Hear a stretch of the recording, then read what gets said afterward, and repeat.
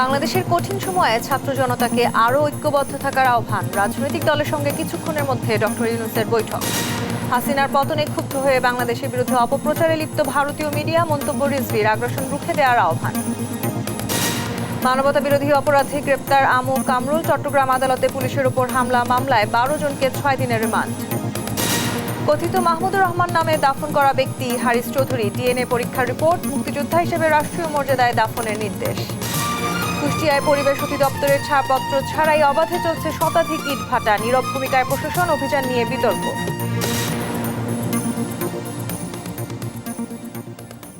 দেখছেন দেশ জনপদ সংবাদ, সঙ্গে আছি আমি তাসনুভা তন্নি।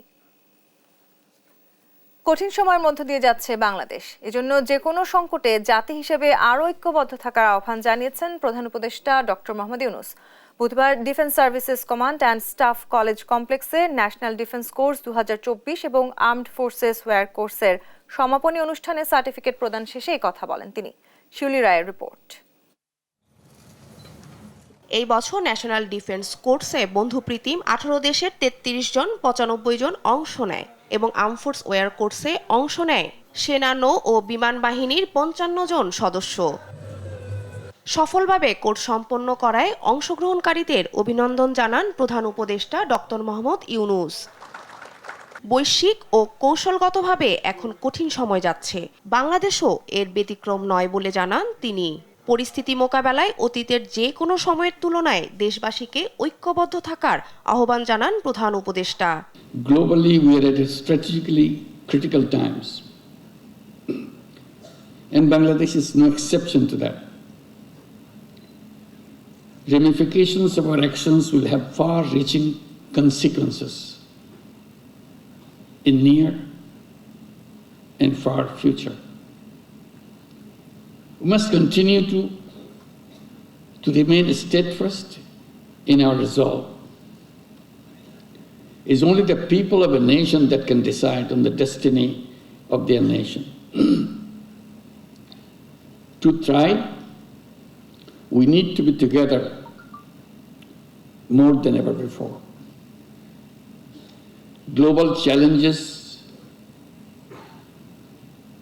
do not belong to anyone alone, any one nation alone. দেশের যে কোনো বিপর্যয় থেকে শুরু করে জাতিসংঘ শান্তিরক্ষা মিশনে সশস্ত্র বাহিনীর ভূমিকা প্রশংসাও করেন তিনি। Demonstrate your readiness to respond and your unwavering dedication to the well-being of our citizens. In addition, your contributions to global peace to the United Nations is internationally acclaimed.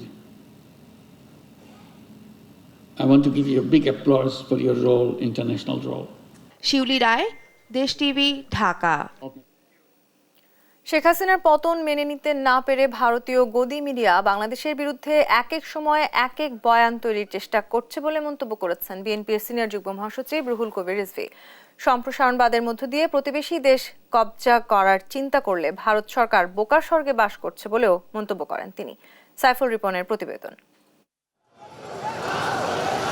ভারতীয় আগ্রাসন রুখে দেওয়ার আহ্বান নিয়ে ও আগরতলায় বাংলাদেশের সহকারী হাই কমিশনে হামলার প্রতিবাদে জাতীয় প্রেস ক্লাবের সামনে বিক্ষোভ সমাবেশ ও পদযাত্রা করে বাংলাদেশ পূজা উদযাপন ফ্রন্ট। কি করছে তারা? তাদের ভারতটাকেই লুটেপুটে খাচ্ছে, যেভাবে 17 বছর শেখ হাসিনাকে দিয়ে আমাদের বাংলাদেশটাকে লুটে খেয়েছে। বিক্ষোভ সমাবেশে অংশ নিয়ে বক্তারা অভিযোগ করেন, হিন্দু সম্প্রদায়ের নাম ব্যবহার করে পতিত স্বৈরাচার আওয়ামী লীগ দেশে বিশৃঙ্খলা সৃষ্টির চেষ্টা করছে, আর তাতে মদদ দিচ্ছে ভারত। মমতা ব্যানার্জি, তুমি কি জানো যে কোন দেশে কোন পরিস্থিতিতে এই শান্তিরক্ষী বাহিনী মোতায়েন করা হয়? যে ফ্যাসিবাদ বাংলাদেশ থেকে বিদায় নিয়েছে, কখনোই কোনোদিন সেই ফ্যাসিবাদের প্রত্যাবর্তন হতে পারে না। ভিন্ন নামে ভিন্ন ব্যানারে আমাদের দূতাবাসগুলোতে হামলা চালাচ্ছে, আমাদের জাতীয় পতাকা জ্বালিয়ে দিচ্ছে এবং মাঝখানে ধর্মীয় সংখ্যালঘু সম্প্রদায়কে ট্রাম্প কার্ড হিসেবে ব্যবহার করছে। শেখ হাসিনা ভারতে বসে আজকে মোদীকে দিয়ে এবং বিজেপি নেতৃত্বরা যেভাবে আমাদের আগরতলায় আমাদের যে অ্যাম্বাসিডার আক্রমণ করেছে, এর নিন্দার ভাষা আমার নেই। পরিকল্পিতভাবে আজকে হিন্দু সম্পদের নাম দিয়ে তারা আজকে দেশে একটি বিশৃঙ্খলা সৃষ্টি করতে চাচ্ছে। বিএনপির সিনিয়র যুগ্ম মহাসচিব রুহুল কবির রিজভী বলেন, গোঁড়া হিন্দুত্ববাদকে পুঁজি করে ক্ষমতায় আসা ভারতের বিজেপি সরকার ক্ষমতা টিকিয়ে রাখতে বিদ্বেষ ছড়াচ্ছে, আর তাতে যোগ দিয়েছেন পশ্চিমবঙ্গের মুখ্যমন্ত্রী মমতা ব্যানার্জি।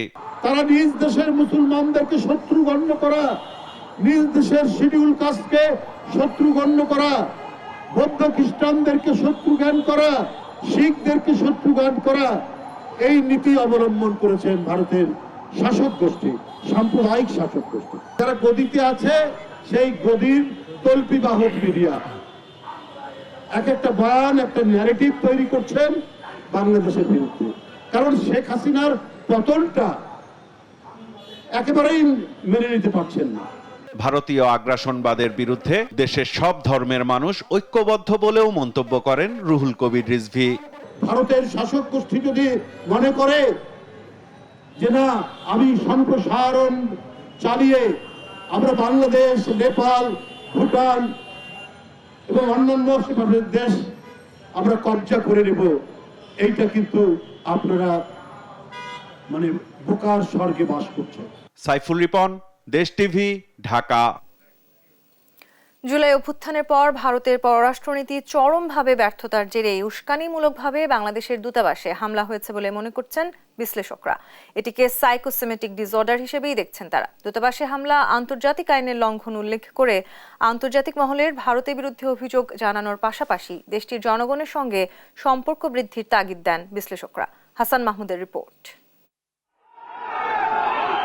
সোমবার আগরতলায় বাংলাদেশ সহকারী হাইকমিশনে দলবল নিয়ে হামলা চালায় হিন্দু সংঘর্ষ সমিতি। বিপর্যস্ত হয় বাংলাদেশ মিশনের নিরাপত্তা বেষ্টনী, ফলকসহ বিভিন্ন অবকাঠামো। জুলাই অভ্যুত্থানের পর ভারতে নানাভাবে বাংলাদেশ বিরোধী ন্যারেটিভ তৈরি করেছে বিজেপি সহ উগ্র হিন্দুত্ববাদী সংগঠনগুলো। তবে দূতাবাসে হামলার ঘটনাকে কোনোভাবে হালকা করে দেখছেন না আন্তর্জাতিক সম্পর্ক বিশ্লেষকরা। বাংলাদেশ বিরোধী পুরো ঘটনাকে ভারতের পররাষ্ট্রনীতির বিপর্যয়ের ফল বলে মনে করছেন তারা।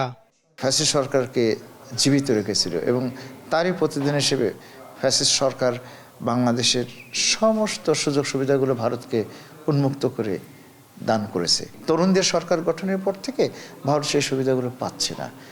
আমার মনে হয় এটা ভারতের পররাষ্ট্রনীতিতে একটা সাইকোসোমাটিক ডিসঅর্ডার তৈরি করেছে এবং ভারতের পররাষ্ট্রনীতি পুরো পাগল হয়ে গেছে এবং তারা কি করবে না করবে কিছুই বুঝে উঠতে পারছে না। ভিয়েনা কনভেনশন অনুযায়ী বিদেশি দূতাবাসে নিরাপত্তা দেয়া সংশ্লিষ্ট দেশের দায়িত্ব। আগরতলা মিশনে হামলা নিবৃত না করে বাংলাদেশ নিয়ে ভারতের বার্তা হিসেবে দেখছেন বিশেষজ্ঞরা। এ অবস্থায় হামলায় জড়িতদের বিচার প্রক্রিয়ার ওপর নজর রাখছেন তারা। আপনি দেখবেন দুটি মানুষ যখন ঝগড়া করে, গন্ডগোল করে, যে প্রথম ফিজিক্যাল হিট করে তার মানে সে দুর্বল। তো ভারতের পররাষ্ট্রনীতি দুর্বল হয়ে গেছে এবং ভারত জাতির রাষ্ট্র হিসেবে অসুস্থ হয়ে গেছে। জুলাইয়ের বিপ্লব, July revolution has become the icon, landmark, example for other countries of the world. এবং তার মানে হলো বাংলাদেশের মান, পররাষ্ট্রনীতির মর্যাদা এবং আমাদের রাষ্ট্রিক শক্তি, জাতীয় শক্তি এখন অনেক উপরে চলে গেছে। ভারত হয়তো মিসক্যালকুলেট করছে। তবে ভারত পররাষ্ট্রনীতিতে প্রতিবেশী দেশগুলোর কাছে ধারাবাহিকভাবে হেরে যাচ্ছে বলে মনে করছেন বিশ্লেষকরা। বাংলাদেশ বিরোধী থেকে রাজনৈতিক হাতিয়ার হিসেবে ব্যবহার করছে ভারতের রাজনৈতিক দলগুলো, যা দুদেশের সম্পর্কে নেতিবাচক প্রভাব ফেলতে পারে বলে মনে করছেন তারা। সার্বভৌমত্ব রক্ষা করার পূর্ণ সামর্থ্য আমাদের আছে, সুতরাং এটাকে আমি হুমকি হিসেবে দেখছি না, কিন্তু এই বিষয়টা সতর্কতার সাথে আমাদের নজর রাখতে হবে যে ভারতে বাংলাদেশ বিরোধিতা রাজনৈতিক হাতিয়ার হিসেবে কোন পর্যায়ে যাচ্ছে। গত জুলাই আগস্টে যে বাংলাদেশে পরিবর্তনটা এসছে, সেই পরিবর্তনটাকে অনুধাবন করতে হবে ভারতের, এবং পরিবর্তনকে অনুধাবন করে একপেশে দৃষ্টিভঙ্গি থেকে বের হয়ে যেতে হবে। তবে সংকট সমাধানে আন্তর্জাতিক পরিমণ্ডলে ভারতের এমন আচরণ তুলে ধরা দরকার বলে মনে করছেন বিশেষজ্ঞরা। পাবলিক ডিপ্লোমেসি এফোর্টটাকে বাড়াতে হবে ভারতে, একই সাথে ট্র্যাক ওয়ান ডিপ্লোমেসি আমরা যেটাকে বলি সরকারি পর্যায়ে ডিপ্লোমেসি, সেটাও জোরদার করতে হবে। হাসান মাহমুদ, দেশ টিভি, ঢাকা। বাড্ডা থানার হত্যা চেষ্টা মামলায় সাবেক আইজিপি বেনজির আহমেদের ক্যাশিয়ার জসিম উদ্দিনকে রাজধানীর লা মেরিডিয়ান হোটেল থেকে গ্রেপ্তার করেছে খিলক্ষেত থানা পুলিশ। এ বিষয়ে বিস্তারিত জানাতে সরাসরি যুক্ত হচ্ছেন সহকর্মী ফজলে আদিত্য। গ্রেপ্তারের পর জসিমকে কোথায় রাখা হয়েছে, আদালতে কখন তোলা হতে পারে সে বিষয়ে জানাবেন।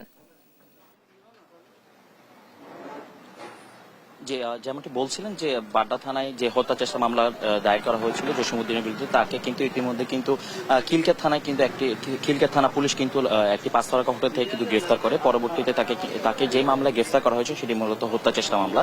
সেই বাড্ডা থানা হত্যা চেষ্টা মামলায় কিন্তু তাকে গ্রেফতার করে কিন্তু পরবর্তীতে খিলক্ষেত থানা পুলিশ তাকে হস্তান্তর করে বাড্ডা থানায়, এবং পরবর্তীতে অফিসার ইনচার্জ যেটি আমাদেরকে জানিয়েছেন মূলত তিনি হচ্ছেন যে ছাত্র জনতার আন্দোলন হয়েছে সেই আন্দোলনে কিন্তু দুর্জয় যে হত্যা চেষ্টা হয়েছে সেই দুর্জয়ের হত্যা চেষ্টায় কিন্তু 21 নম্বর এজাহারভুক্ত আসামি, এবং তিনি কিন্তু মূলত এখানকার যে অর্থ যোগানদাতা হিসেবে কাজ করেছেন বৈষম্য বিরোধী ছাত্র আন্দোলনের সময়।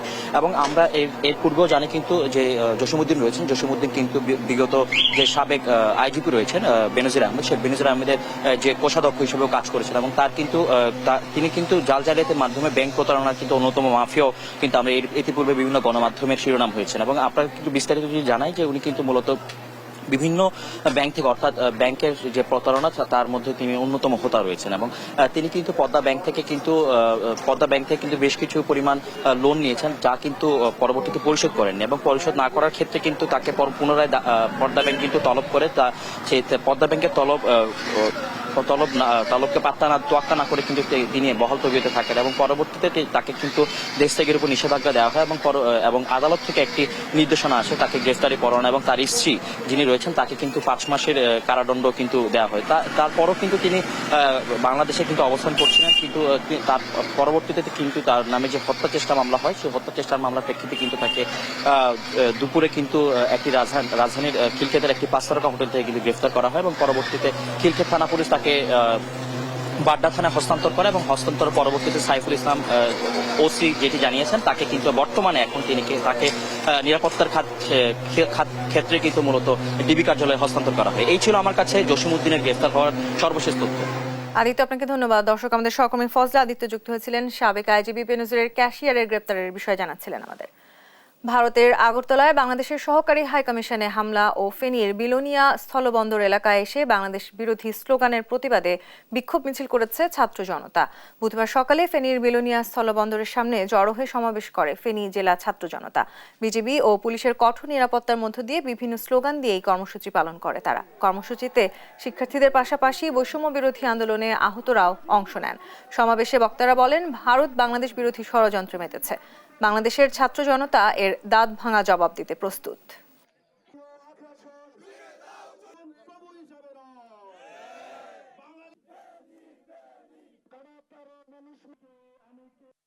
আমরা ভারতকে সীমান্তবদ্ধ এসব মেসেজ পৌঁছাতে চাই।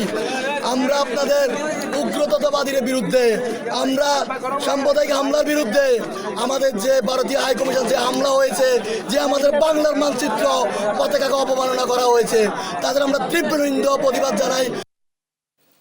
ভারতের আগরতলায় বাংলাদেশ সহকারী হাইকমিশনে উগ্র হিন্দুত্ববাদী সন্ত্রাসী হামলার প্রতিবাদে বিক্ষোভ করছে ময়মনসিংহ মহানগর যুবদল। বিস্তারিত জানাতে সরাসরি যুক্ত হচ্ছেন সহকর্মী ইলিয়াস আহমেদ। ইলিয়াস, বিক্ষোভ কর্মসূচিতে এই বিষয়ে কি বলছেন যুবদলের নেতারা? বিক্ষোভ কর্মসূচি কিন্তু ইতিমধ্যেই মহানগর যুবদলের যে নেতৃবৃন্দরা আছেন তারা কিন্তু বিক্ষোভ কর্মসূচিতে ইতিমধ্যেই তারা জড়ো হয়েছেন, অর্থাৎ ময়মনসিংহ নগরীর রেলওয়ে কৃষ্ণচূড়া চত্বরে কিন্তু মহানগর যুবদলের সাধারণ সম্পাদক জুবায়েদ হোসেন শাকিলের নেতৃত্বে কিন্তু নেতৃবৃন্দরা বিভিন্ন ওয়ার্ড থেকে কিন্তু তারা বিক্ষোভ মিছিল করে কিন্তু এখানে জড়ো হচ্ছেন। অর্থাৎ তারপরেই কিন্তু নগরীর বিভিন্ন সড়ক কিন্তু, অর্থাৎ নগরীর প্রধান সড়ক কিন্তু তারা প্রদক্ষিণ করবেন, এবং তারা বলছেন যে ভারতীয় সহকারী হাই কমিশনে হামলা, মিডিয়ার বিভিন্ন তাদের বিক্ষোভ কর্মসূচি। আমরা যদি একটু যুক্ত হতে চাই, জানতে চাই জুবায়েদ হোসেন, আপনাদের মিছিলটি কখন শুরু হবে? আমরা 5-7 মিনিটের মধ্যে মিছিল শুরু করব আধিপত্যবাদের বিরুদ্ধে। আমাদের নেত্রী, সাবেক সফল প্রধানমন্ত্রী, বিএনপি চেয়ারপারসন দেশনেত্রী বেগম খালেদা জিয়া অনেক আগে অসংখ্যবার বলেছেন, বাহিরে আমাদের বন্ধু আছে কিন্তু কোনো প্রভু নেই। আমাদের প্রতিবেশী রাষ্ট্র তারা যদি মনে করে যে বাংলাদেশের স্বাধীনতা এবং সার্বভৌমত্বকে তারা ধ্বংস করে দিবে। বাংলাদেশ জাতীয়তাবাদী দল দেশনায়ক তারেক রহমানের নেতৃত্বে, জাতীয়তাবাদী যুবদল আব্দুল মুনায়েম মুন্না এবং নুরুল ইসলামের নয়নের নেতৃত্বে সারা বাংলাদেশে এমন শক্তিশালী ঐক্য তৈরি করবে। ভারত কেন, আরো বড় শক্তিশালী রাষ্ট্র যদি দেশের বিরুদ্ধে আসে, আমরা 1971 সালে যেভাবে পাকিস্তানকে পরাজিত করেছিলাম ঠিক একইভাবে ভারতকে মোকাবেলা করবো এবং ভারতকে পরাজিত করবো। আমরা বিশ্বাস করি, আমরা জাতীয়তাবাদে বিশ্বাস করি, আমরা বাংলাদেশি, বাংলাদেশকে বিশ্বাস করি। কোন দেশ আমাদের উপর ছড়ি ঘুরাবে আর বাংলাদেশ জাতীয়তাবাদী দল যুবদল তা মেনে নেবে, তা কখনো হয়নি, হতে পারে না। আমাদের নেতা জিয়াউর রহমান যুদ্ধের ঘোষণা দিয়ে যুদ্ধ করে এদেশকে স্বাধীন করেছে। সুতরাং আমরা শহীদ জিয়া সৈনিক, আমাদেরকে ভয় দেখিয়ে কোনো লাভ হবে না। জিয়া সৈনিকেরা কোনো কিছুতে ভয় পায় না এবং পরোয়া করে না। শুনছিলেন যে তিনি বলছিলেন আসলেই বাংলাদেশকে ভয় দেখিয়ে কোনো লাভ নেই, অর্থাৎ তাদের যে প্রতিরোধ তারা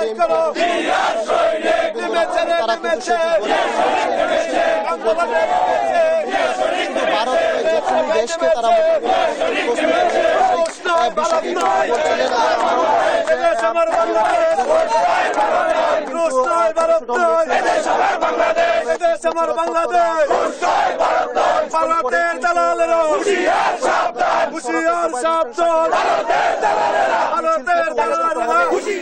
ইলিয়াস, আপনাকে ধন্যবাদ। দর্শক, আমাদের সহকর্মী ইলিয়াস আহমেদ যুক্ত হচ্ছিলেন ময়মনসিংহ থেকে। সেখানে বাংলাদেশে সহকারী হাই কমিশনে হামলার ঘটনায় বিক্ষোভ করছে যুবদল, সে বিষয়ে বিস্তারিত জানাচ্ছিলেন।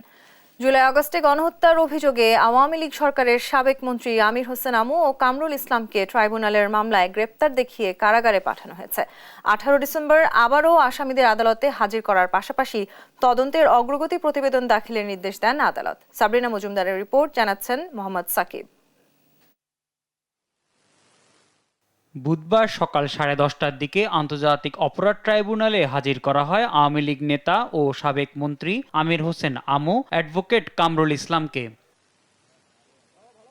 প্রসিকিউশন বলছে 19 জুলাই গণভবনে 14 দলের বৈঠকে কারফিউ জারি ও দেখামাত্র গুলির সিদ্ধান্ত হয়। এরপরই বেপরোয়া হয়ে ওঠে পুলিশ সহ আইন শৃঙ্খলা রক্ষাকারী বাহিনী ও আওয়ামী লীগের ক্যাডাররা।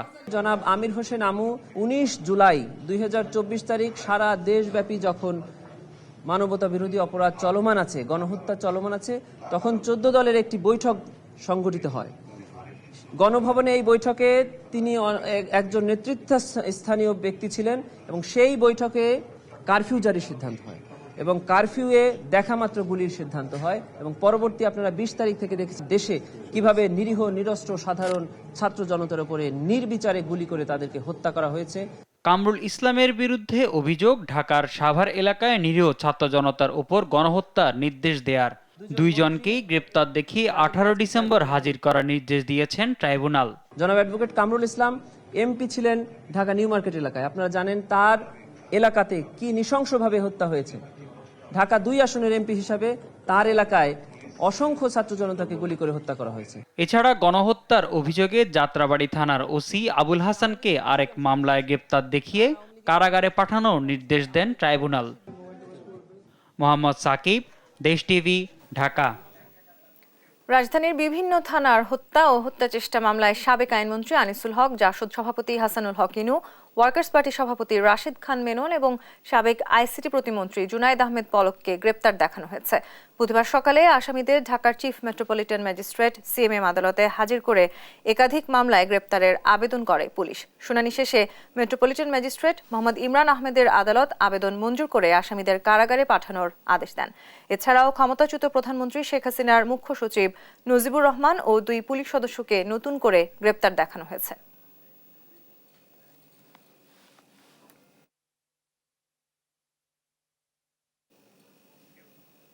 চট্টগ্রাম আদালত এলাকায় ভাঙচুর ও হামলা মামলায় 12 আসামিকে 6 দিনের রিমান্ডে নিয়েছেন আদালত। বুধবার সকালে পুলিশের করা 2 মামলায় অতিরিক্ত চিফ মেট্রোপলিটন ম্যাজিস্ট্রেট সরকার হাসান শাহরিয়ারের আদালত রিমান্ড আদেশ দেন। এর আগে গেল মঙ্গলবার আদালত প্রাঙ্গণে পুলিশের ওপর হামলা ও ভাঙচুরের মামলায় 8 আসামিকে 7 দিনের রিমান্ডে দিয়েছেন আদালত। গেল ২৭ নভেম্বর আইনশৃঙ্খলা বাহিনীর সঙ্গে সম্মিলিত সনাতনী জাগরণ জোটের মুখপাত্র চিন্ময় কৃষ্ণ দাসের অনুসারীদের সঙ্গে সংঘর্ষ হয়। পুলিশের ওপর হামলার ঘটনায় ৪৯ জনের নাম উল্লেখ করে অজ্ঞাত ৭০০ জনকে আসামি করে মামলা করে তারা।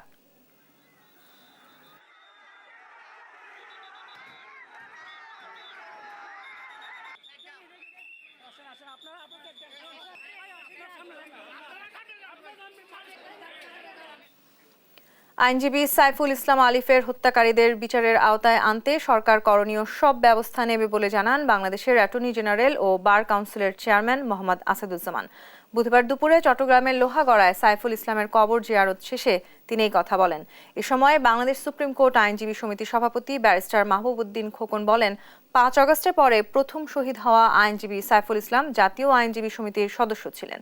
এ সময় বাংলাদেশ জাতীয়তাবাদী পরিবারের পক্ষ থেকে আলিফের পরিবারকে সবসময় সহযোগিতা করা হবে বলেও জানান তিনি।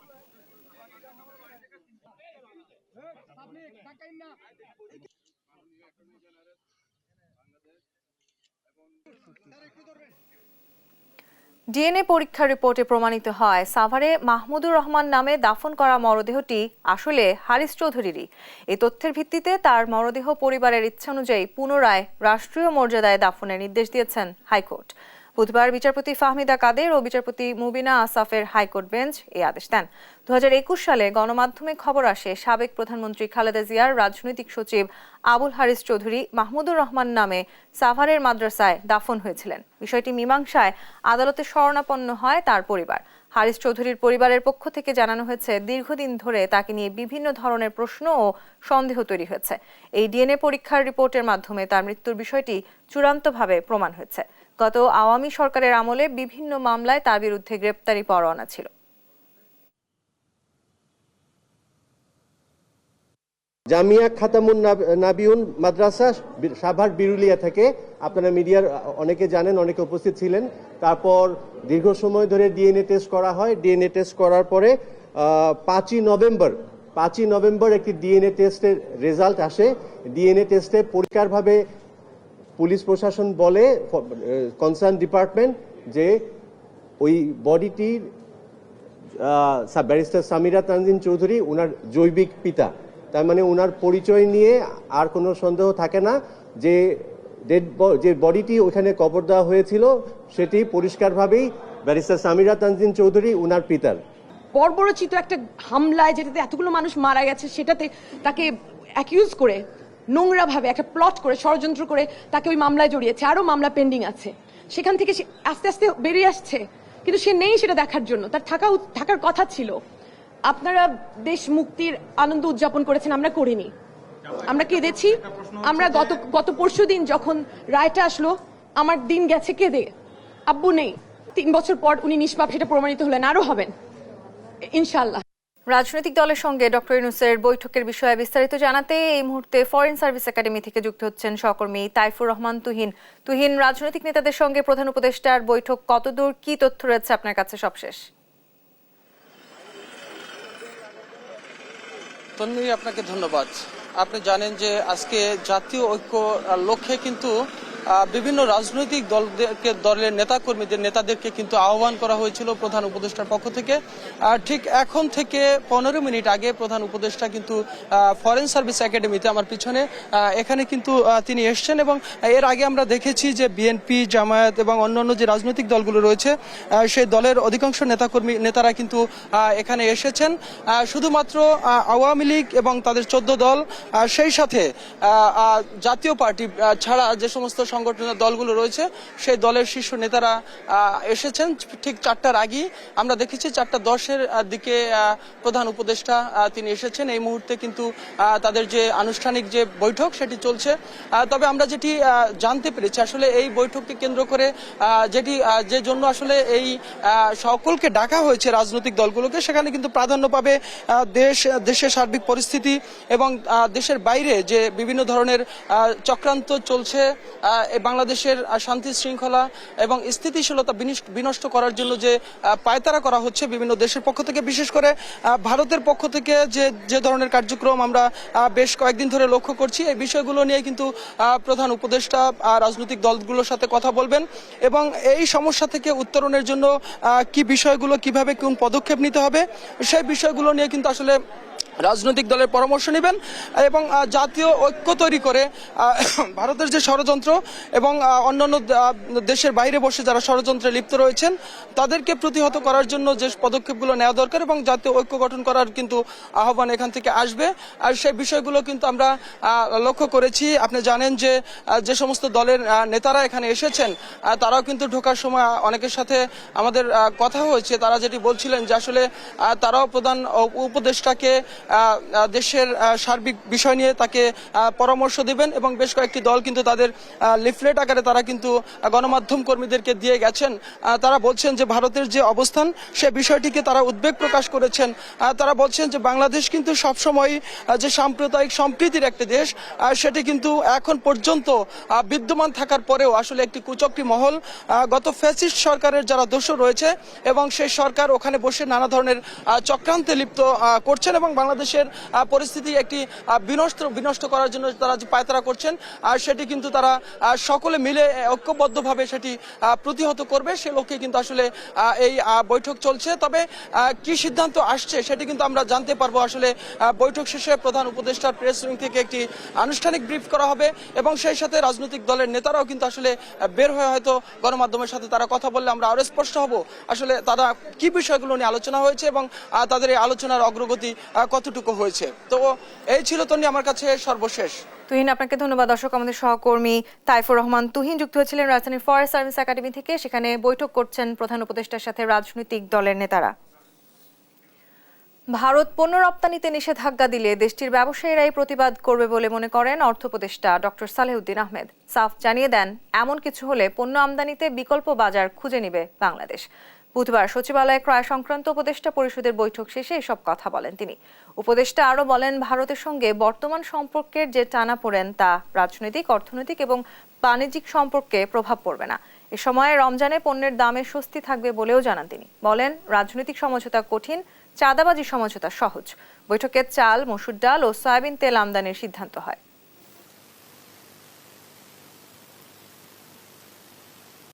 চাল আমদানি করার ব্যাপারে আমরা সিদ্ধান্ত নিয়েছি, মসুর ডাল, তারপরে আপনার এই দুটোরও খাদ্যদ্রব্য। এর আগে তো আমরা আরেক দিয়েছি। আর ভবিষ্যতের জন্য আমরা অলরেডি কথা বলেছি যে সয়াবিন অয়েলের প্রাইস বেড়ে গেছে, সেটা কীভাবে করা যায়। চাঁদাবাজি সিন্ডিকেট আছে, ট্রান্সপোর্টের সিন্ডিকেট আছে, বাজেট ঢুকতে হলে রাজনৈতিক বিষয়।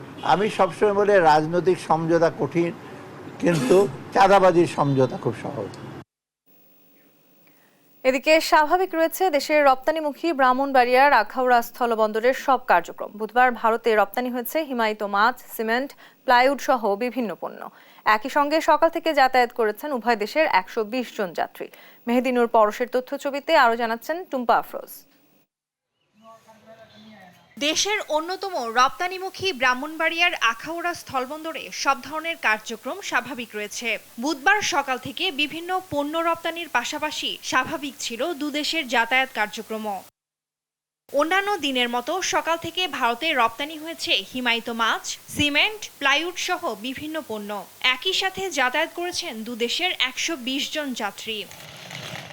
ভারত থেকে ফিরে আসা বাংলাদেশি যাত্রীরা জানান, বন্দরের পরিবেশ শান্ত, তবে হোটেল পরিষেবা বন্ধ থাকায় বিপাকে পড়তে হচ্ছে তাদের। ওখানে যারা কিছু দুষ্কৃতিকারীরা যারা এই বাড়াবাড়ি করতেছে তারা এখন আজকে নেই, ওখান থেকে সরে গেছে, কিন্তু আমাদের আমদানি রপ্তানি কার্যক্রমে কোনো বাধা নেই। হোটেলে বাংলাদেশিদের জন্য এলাও না। আমরা যে ভবনে ছিলাম, আমাদের পরে যারা গেছে 2 তারিখ, তাদেরকে প্রশাসনের পক্ষ থেকে হোটেল কর্তৃপক্ষকে নিষেধ করা হয়েছে। আমাদের যে সিস্টেমগুলো চালু হয়েছে। আখাউড়া আন্তর্জাতিক ইমিগ্রেশন চেকপোস্টের পুলিশের ইনচার্জ খায়রুল আলম জানান, স্বাভাবিক রয়েছে দুদেশের যাত্রী যাতায়াত সহ পণ্য আমদানি রপ্তানি। সকাল থেকে এখনো পর্যন্ত যাত্রী পারাপার স্বাভাবিক রয়েছে। আমাদের বাংলাদেশি ডিপার্চার হয়েছে 22 জন, ইন্ডিয়ান 47 জন এবং বাংলাদেশি অ্যারাইভাল হয়েছে 28 জন, ইন্ডিয়ান 13 জন। গতকালকে যে যাত্রীদের কাছ থেকে আমরা যে অভিযোগ পেয়েছিলাম যে হোটেলে হয়রানি বা মার্কেটে হয়রানি, আজকে যাত্রীদের কাছ থেকে এখন পর্যন্ত এই ধরনের কোনো অভিযোগ আমরা পাইনি। চিন্ময় কৃষ্ণ দাস গ্রেপ্তার ইস্যু এবং আগরতলায় বাংলাদেশের সহকারী হাইকমিশনে হামলার ঘটনায় মঙ্গলবার পর্যন্ত আখাউড়া আগরতলা বন্দরে ছিল থমথমে পরিস্থিতি। এ সময় ভারত থেকে ফিরে আসা বাংলাদেশি যাত্রীরা ভারতীয় উগ্রবাদীদের দ্বারা শারীরিক ও মানসিকভাবে নির্যাতনের শিকার হন বলে অভিযোগ করেন অনেকে। তবে স্বাভাবিক ছিল ভারতে পণ্য রপ্তানি। নিউজ ডেস্ক, দেশ টিভি। কুষ্টিয়ায় পরিবেশ অধিদপ্তরের ছাড়পত্র ছাড়াই অবাধে চলছে শতাধিক অবৈধ ইটভাটা। দেদারসে পোড়ানো হচ্ছে কাঠ, ব্যবহার করা হচ্ছে কৃষি জমি ও মাটি। দীর্ঘদিন ধরে আইন অমান্য করে এসব ভাটা কর্মযোগ্য চালালেও নীরব ভূমিকায় প্রশাসন। মাঝে মাঝে পরিবেশ অধিদপ্তর অভিযান চালালেও তা নিয়েও রয়েছে নানা বিতর্ক। ইরফান রানার ক্যামেরায় কুষ্টিয়া থেকে নাহিদ হাসান তিতাসের রিপোর্ট। ইটভাটাগুলোর এমন কর্মযজ্ঞ দেখে বোঝার উপায় নেই যে এগুলো অবৈধ। প্রকাশ্য দিবালোকেই অবৈধ এসব ইটভাটাই পোড়ানো হচ্ছে কাঠ, ব্যবহার করা হচ্ছে কৃষিজমি ও মাটি। ফলে হুমকির মুখে পড়েছে পরিবেশ ও জীববৈচিত্র্য। পরিবেশ অধিদপ্তরের তথ্য মতে কুষ্টিয়া জেলায় ইটভাটা রয়েছে 170টির মতো, যার মধ্যে ছাড়পত্র রয়েছে মাত্র 15টির। দীর্ঘদিন ধরে আইন অমান্য করে এসব ইটভাটা তাদের কর্মযজ্ঞ চালালেও নীরব ভূমিকায় প্রশাসন। ফলে কিভাবে চলছে এসব অবৈধ ইটভাটা তা নিয়ে প্রশ্ন উঠেছে জনমনে। ফসলের জমি করা সবই তো ইট ভাটা হয়তো, এগুলো আমরা তো নিজেই আমরা আবাদ করতাম, কট দিতাম, এগুলো ভাটা হয়। প্রভাবশালীরা অনেক ক্ষেত্রে তাদের সাথে প্রশাসনের অনেকটা আতাত থাকে, তাদের সাথে সুসম্পর্কের মাধ্যমে তারা অবৈধভাবে হলেও এটা করছে। প্রশাসন যদি উদ্যোগ নেয় তাহলে এগুলা কিন্তু বন্ধ করা সম্ভব। সোমবার কুষ্টিয়ার এসব অবৈধ ইটভাটাগুলোর বিরুদ্ধে অভিযানে নামে পরিবেশ অধিদপ্তর। এ অভিযান নিয়ে নানা অভিযোগ তুলেন ভাটা মালিকরা, চেষ্টাও করেন বাধা দেওয়ার। 155টি অবৈধ ইটভাটার মধ্যে অভিযান করা হয় মাত্র 5টিতে, জরিমানাও করা হয় নামমাত্র।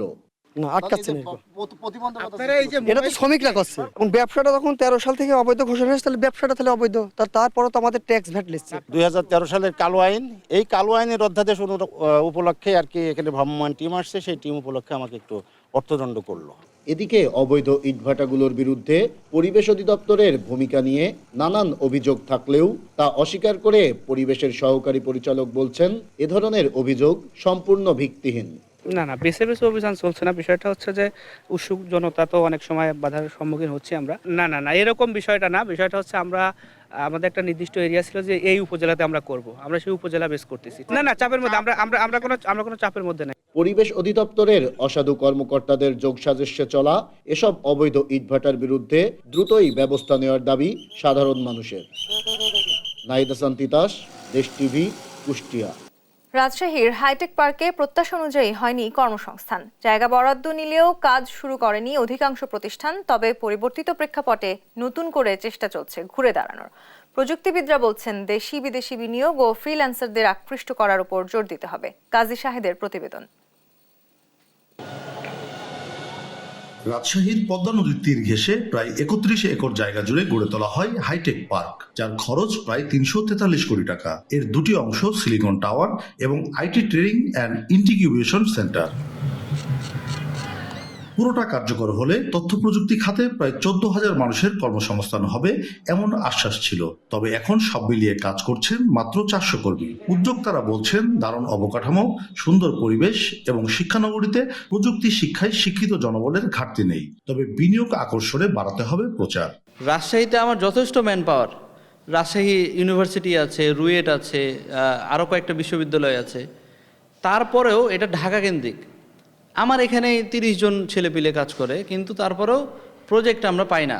আপনি যদি এক্সপোর্ট ওরিয়েন্টেড যে বিনিয়োগকারী আছে তাদেরকে এখানে অ্যাট্রাক্ট করতে চান, তাহলে তাদেরকে এই জায়গাটা যে এক্সিস্ট করে এবং এখানে আসলে যে বিভিন্ন ধরনের সুযোগ সুবিধা পাবে সেগুলো জানাতে হবে। এর মাঝে গেল অগাস্টে লুটপাটে প্রাথমিকভাবে ক্ষতি হয়েছে 32 কোটি টাকা। চলছে অবকাঠামো সংস্কার ও নিরাপত্তা নিশ্চিতের কাজ। আমাদের এখানে লোকের যে পরিমাণটা কিংবা এটা বাড়ছে কিংবা বাড়ছে না, আসলে দেখেন যে এটা কিন্তু আমরা নিজেরা কিন্তু উদ্যোগ নিচ্ছি, কিন্তু আমরা চাই যে সরকার থেকে অথবা হাইটেক পার্ক অথরিটি থেকে এখানে একটা উদ্যোগ নেওয়া হোক। হাইটেক পার্ক কর্তৃপক্ষ বলছে অন্তর্বর্তী সরকার বিশেষ গুরুত্ব দিচ্ছে এই প্রকল্পকে। যেসব প্রতিষ্ঠানের সক্ষমতা নেই তাদের জায়গা বরাদ্দ বাতিল করা হবে। এছাড়া ফাঁকা 7টি প্লটের জন্য খোঁজা হচ্ছে বিনিয়োগকারী। এই রাজশাহী এরিয়াতে প্রচুর পরিমাণ ফ্রিল্যান্সার আছে, তাদেরকে কিভাবে স্টার্ট আপে কনভার্ট করা যায় এবং গ্লোবাল মার্কেট ট্রেন্ড অনুযায়ী কিভাবে দক্ষ জনশক্তি তৈরি করা যায়, এই বিষয়গুলো নিয়ে আমরা আসলে বিনিয়োগকারী এবং আমি সহ একটা প্রেজেন্টেশনের মাধ্যমে আমরা সচিব স্যারকে উপস্থাপন করি। সচিব স্যার এগ্রি করছে। তথ্য প্রযুক্তি বিশেষজ্ঞরা বলছেন এমন প্রতিষ্ঠান চালাতে চাইলে দক্ষ জনবল রাজশাহীতে রাখার উদ্যোগ নিতে হবে। যেহেতু প্রতিষ্ঠানটা হয়ে গেছে, এখন এটাকে আমাদেরকে চালিয়ে রাখতে হবে, এটাই বাস্তবতা। সেই ক্ষেত্রে আমাদের যে গ্র্যাজুয়েটরা বেরোচ্ছে তাদেরকে যদি আমরা প্রপারলি গাইড করি এবং তাদের জন্য আসলে আমরা যদি সত্যিকার ওয়ার্কিং এনভায়রনমেন্ট এখানে তৈরি করে দিতে পারি, যে রাজশাহীতে থাকা তারা তাদের জন্য ক্যারিয়ারের জন্য ভালো মনে করবে আর কি, তাহলে এটাকে আসলে চালিয়ে রাখা সম্ভব। হাইটেক পার্কের 2টি ভবনে মোট 20টি প্রতিষ্ঠানের জন্য জায়গা বরাদ্দ আছে। এর মধ্যে 13টি প্রতিষ্ঠানকে জায়গা বরাদ্দ দেয়া হয়েছে। কাজী শাহেদ, দেশ টিভি, রাজশাহী। রাজশাহীতে বিআরটিসি বাসের ধাক্কায় ভ্যান আরোহীর মৃত্যু হয়েছে। বুধবার রাজশাহীর পুঠিয়া উপজেলার তারাপুর গ্রাম সংলগ্ন সড়কে এই দুর্ঘটনা ঘটে। নিহতের নাম মোসাম্মদ মাজেদা। তিনি হলিদাগাছি গ্রামের বাচ্চু মিয়ার স্ত্রী। পবা থানা হাইওয়ে পুলিশ জানায় ঘটনার পর পালিয়ে যায় বিআরটিসি বাসের চালক। জব্দ করা হয় বাসটিকে। এই ঘটনায় মামলার প্রস্তুতি চলছে বলেও জানায় পুলিশ।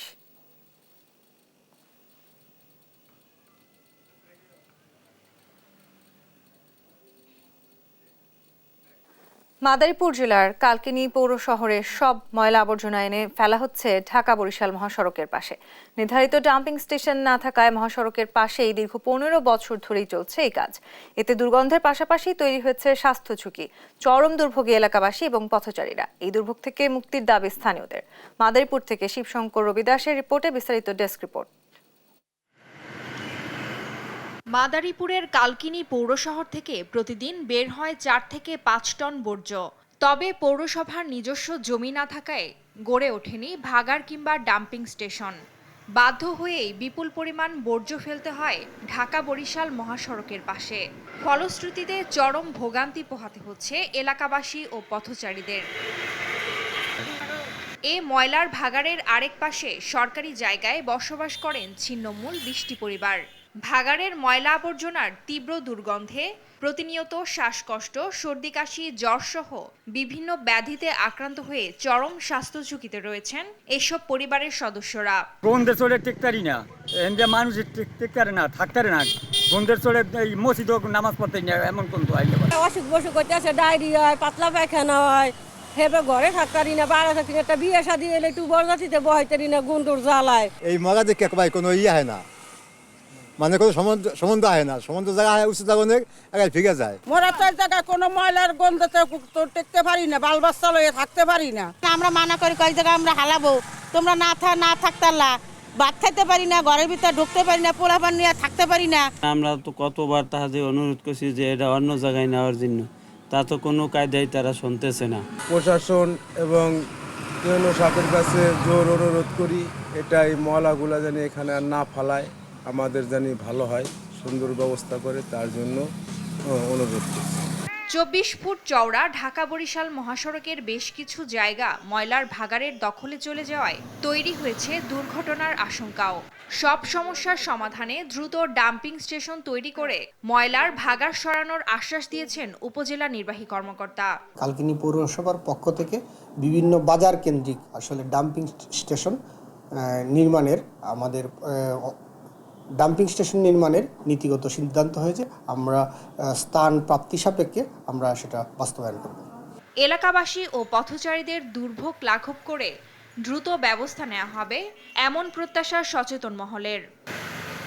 নিউজ ডেস্ক, দেশ টিভি। এই ছিল এখনকার দেশ জনপদ সংবাদ। পরের বুলেটিন দেখার আমন্ত্রণ রইল। ধন্যবাদ।